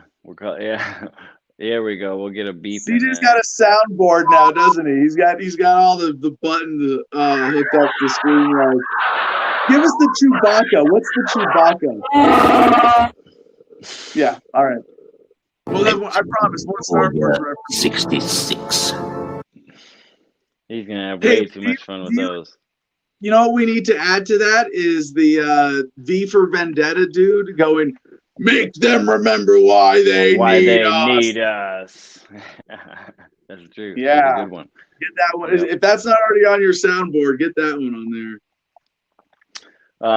Our friend Peter Yapel has an excellent question when you were talking about the women using the excuse of pregnancy to not get the vaccination, which our friend from across the pond, Colette Allen, said yesterday. Actually, I didn't end up getting to it as a comment, but she brought that up yesterday. She said in their place, pregnant women can't get it. She said, I guess I'm the only pregnant woman in my area because I'm not getting it. So I wonder if I'm like psychically connected to the comments. That'd be really cool. That's where I picked up that idea. But I don't know. It seemed obvious to me when I read the story. I mean, I'm always looking at. Maybe it's obvious. I'm just always looking to poke holes and things and find workarounds and loopholes. But yeah, there's something really powerful psychologically about that too. For a woman to say, "I'm pregnant and I don't want to do that." Right. So Peter Yapel asks, can men use the excuse that they're trying to get someone pregnant? Well,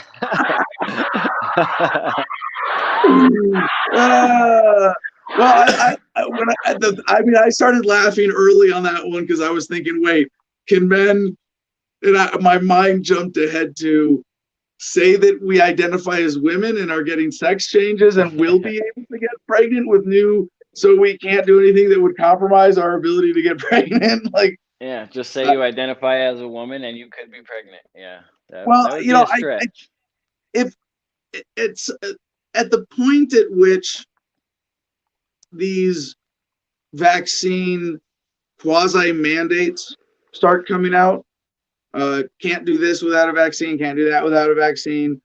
We will be following up on bringing you the best ways to opt out, as we did with TSA. Like, that was a big thing with TSA, and are there going to be long-term effects of cancer for people who went through the body scanners over and over again versus those of us who opted out almost every time, or every time I wasn't about to miss a flight?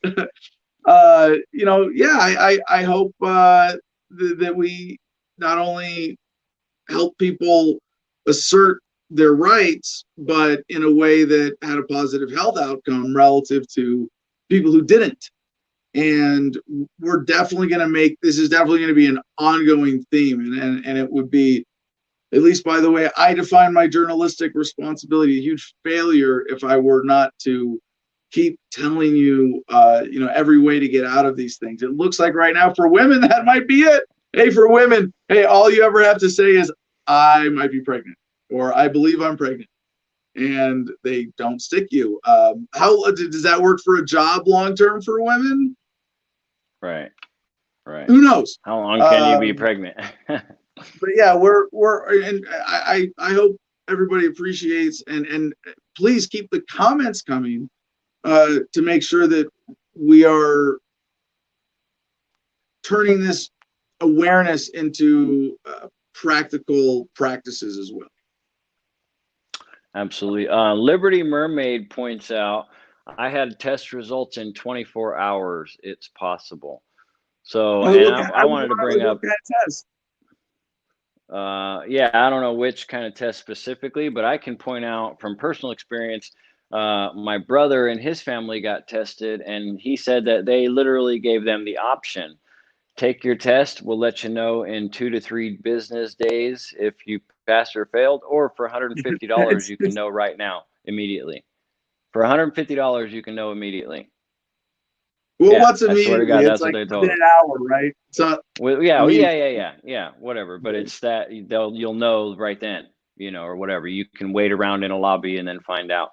So if they know, you know what I mean? That in itself is like, man, that's jacked up. If this was an actual health crisis, they wouldn't be charging people to know. They would want to know themselves, they would want to be testing and finding out, I mean, it's one of those things that makes it obvious that it's bullcrap. Or they would do the right thing and leave it to the market. And this reminds me of, this is the first time I've been reminded of this dumb old cliche joke, but you've heard this, right? And so there were two women standing in a bread line in Soviet Russia, and one of them turns to the other and says, "Can you believe it? In America, the government doesn't even make bread for their people." And you go, we don't have bread lines, do we? Never have. And now we're standing in government lines for corona tests and wondering why you can buy your way to the front of the line still, and yet there's an overall shortage of supply to meet the demand.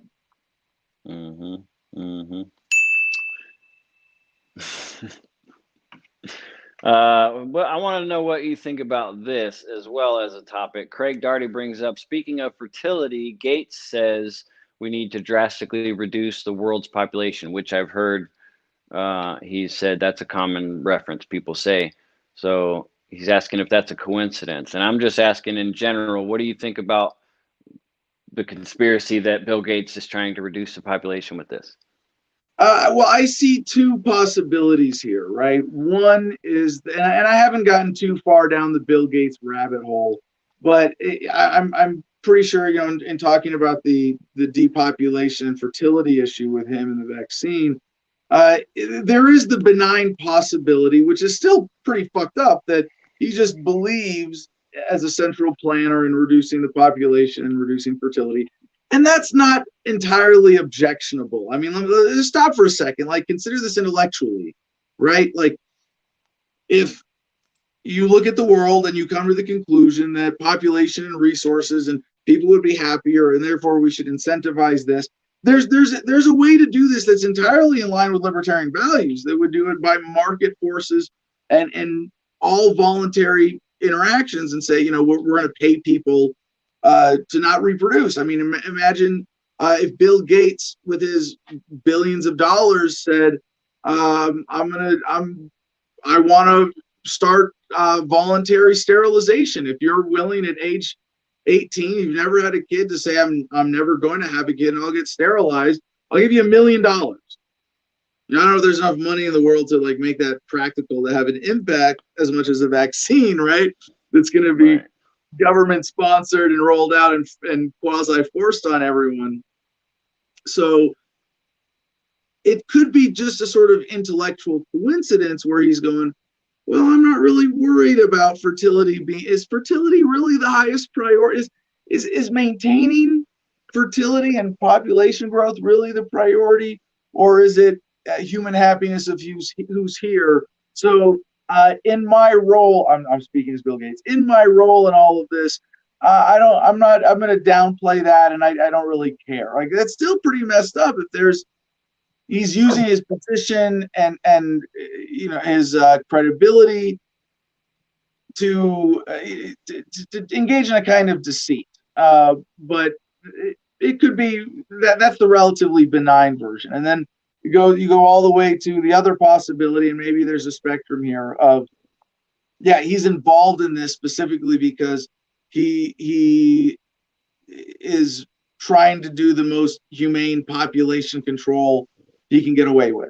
And that's how he's thinking about it, which is a pretty sick central planning kind of attitude. Execute Order 66. CJ's having lots of fun with those buttons. Oh, yeah. Don't be a statist should have some content soon, as he says, I will use the pregnant female exemption. I'll try to film the reaction if it's possible.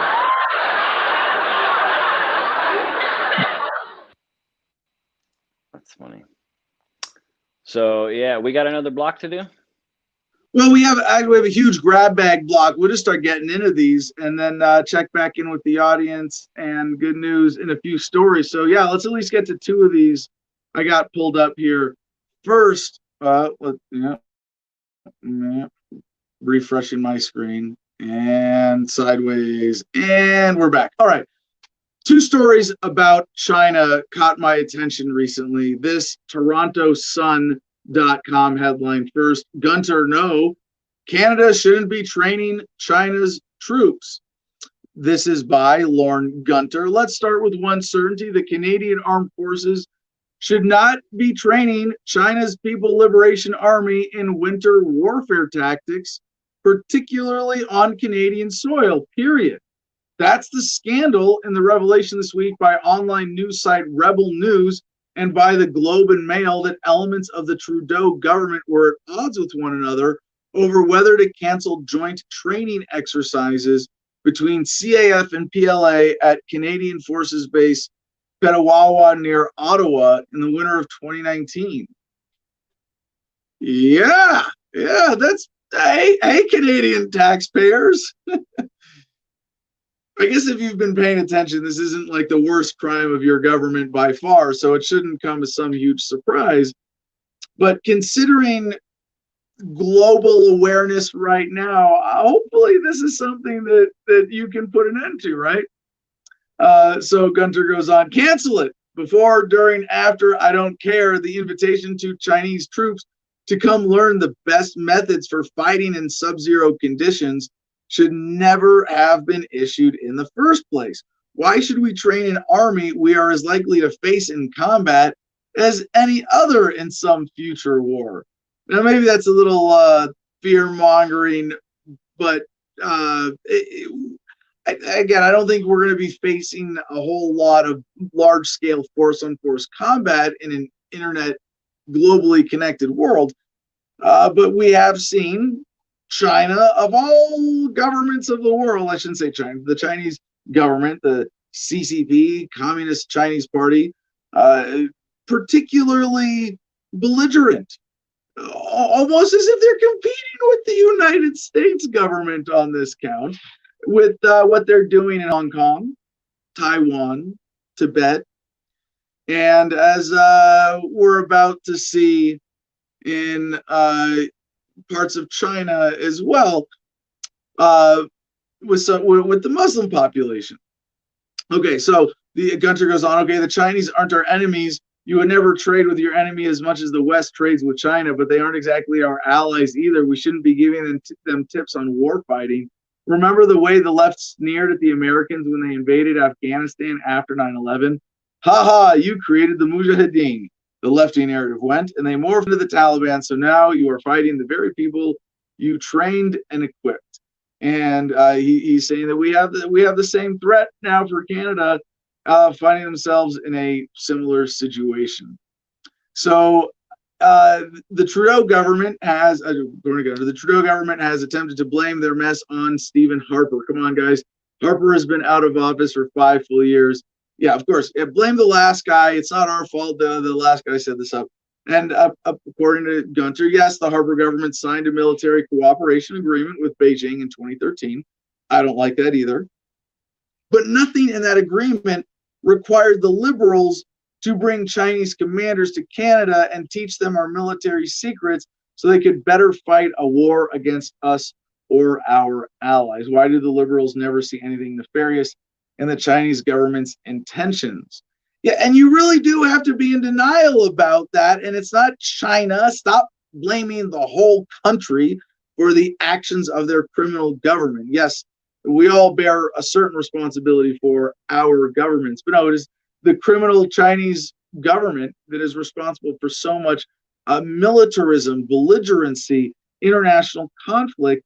And this is like a brief off the top of my head summary of international law violations. You know, go to the fight over islands in the South China Sea, the one-child policy, and the treatment of the Uyghurs in their own borders. It's insane. And Canada, this handsome fellow Trudeau is using Canadian military resources to train the Chinese military, which brings us to our next headline from economictimes.com. China continues to arrest imprisoned Uyghurs despite international backlash, experts. The Communist Party of China hasn't made even little tweaks in its larger nefarious agenda of systematically eliminating ethnic minority Uyghurs from its northwestern Xinjiang province, experts and Uyghur Muslims living in different parts of the world have said. Various testimonies surfacing from non-Chinese world reveal that Beijing has in fact intensified its operations by putting more people in internment camps. People who managed to escape the tyranny say all their family members who were left behind are now serving rigorous jail terms of 13 to 15 years. So the scope of these abuses of the Muslim population in China are such that I can't even fairly summarize them in this segment. You want to talk about population control? Apart from sending Uyghurs to prisons, a systematic drive has been launched to control the birth rate in the region. Experts say it is an alternative way of ethnic cleansing. Yeah, we just be more patient.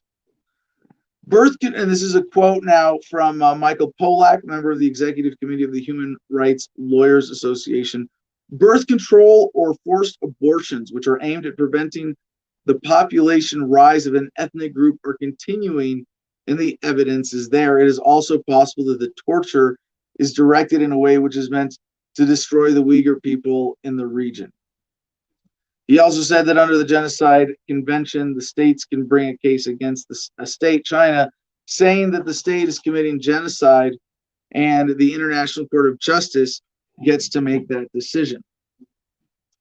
Now, there's so much more to this story, so many levels and layers that we could get into, but it's just worth pointing out that this is coming up in the news right now because of the connection with Canada. This is something that we have actually known about for years, something that we've covered before on Adam versus the Man. But there is a bigger takeaway that I hope is glaringly apparent in a new way from juxtaposing these two stories. If you know anything about the history of the criminality of the United States government and our military, our military, it has been involved with other governments, other militaries, joint training programs, coalition of the willing, so on and so forth. I myself, in my brief time in the Marines, ended up training alongside and working deployed alongside troops from half a dozen different countries. So the fact that Canada is training Chinese troops in winter warfare doesn't surprise me at all. That people are paying attention and upset about it is a bit of a pleasant surprise. Because I hope they'll see that this isn't just your Canadian tax dollars going to subsidize the Chinese government that is committing large-scale human rights abuses, possibly even systematic ethnic cleansing. Yeah, it's fair to call it that. this is part of the global network of modern governments of the day. They are all in bed with each other. They all support each other's rackets. There's a little competition, you might call it like a poker game. And the elites who play at the table, they will compete.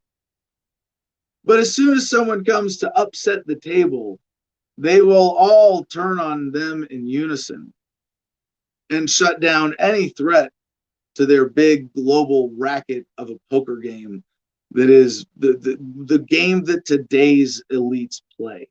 And I guess that's all the time we have for stories.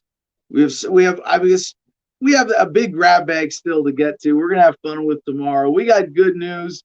We got a Republican quitting the GOP. That's right. We've got another independent in Congress. We're gonna bring you Paul Mitchell's story tomorrow. We've got an update on the Russian hacker story. Yeah. What else? There's a lot of just fun, good news that we're going to be getting. Good news for Bitcoin being accepted with Fidelity Digital to accept Bitcoin as collateral for cash loans. Yeah, cool stuff. I guess one thing I can get out of the way quickly with a snarky comment here. Our friend Peter Yapel shared this one in the Producers Club from thehill.com. House passes bill to broaden marijuana research. And Peter had to point out, oh, really? This plant that's been around, that we've known about for longer than any of us have been alive by far. I don't even know how far back is cannabis older than humanity? Yeah, I think so. We need more research on marijuana, but we can put a vaccine in you that we just put together and are studying with first round clinical trials. Yeah, sure. Why not? All right, let's get back to Comment Jim Freedom to check in with the audience again before we wrap up today's show with some good news. What Mr. Freedom. up? What's going on? Not much left. Everybody was real interested in that last bit, I think, except for you got. I'm gonna. She's probably joking, not to assume gender, but I'm gonna put it in the troll category because Teresa Regal says, "Adam, get thee to a barber for goodness sake." I'm trying to look like Jim. I want to be as pretty as Jim. I was like, anybody that suggests a barber is blasphemy around here. No, I don't think I've had anybody else except for like I got a mohawk for a publicity stunt once. But I think since I got out of the Marines, I haven't paid for a hair. I guess I haven't paid for a haircut. And it's like get haircuts. I cut my own hair. Like it seems like, I don't know. I get it if it's something you're going to invest a ton into, but for me, I buzz cuts, yeah, do it myself. Now I want to grow this out. I got to grow my hair out before it gets any thinner on top, and it still looks like a full. Yeah, I can still pass this off as a full head of hair, right? Kind of.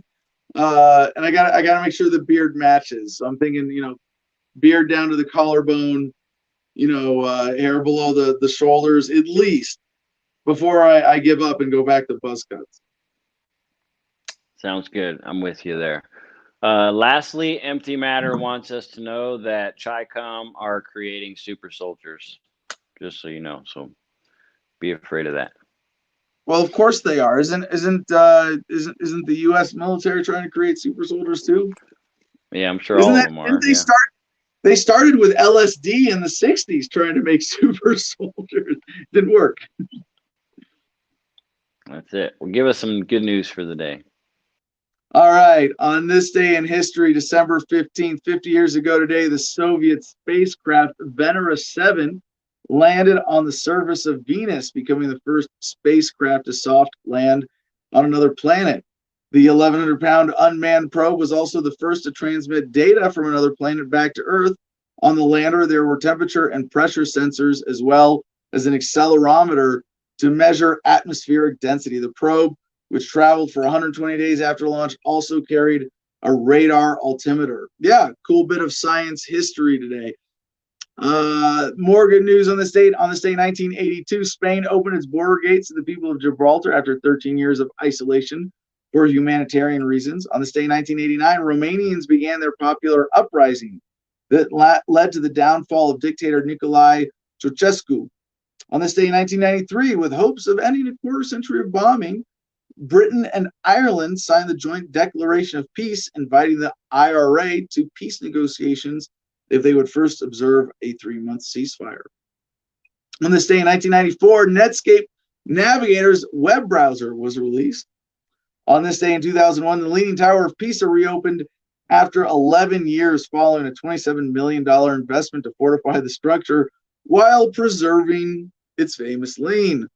On this day in 2005, and this is definitely not good news, Argentina completed early repayment of its debt to the IMF. Someone got ripped off. On this day in 2005, millions of Iraqis turned out to choose a parliament in a mostly peaceful election, also ripped off by the American illusion of democracy. On this day in 2011, I don't know if this is good news or not, because I don't know if it's really real or not, depending on how you want to define terms. But according to goodnewsnetwork.org, on this day in 2011, the United States ended their 9-year war in Iraq, pulling out all its military troops. Not exactly, but yeah, close enough. We'll call it good news. There was some de-escalation there. Sure, why not? Don't forget to support this show, AdamVersusTheMan.com. Find us on Patreon through there. Join the Producers Club for $10 a month on Patreon. Find the store at AdamVersusTheMan.com, where Producer Club members and better patrons get 15% off and free shipping. And you can also support this show through CigarFederation.com, where promo code Adam10 80AM10, all caps, gets you 10% off.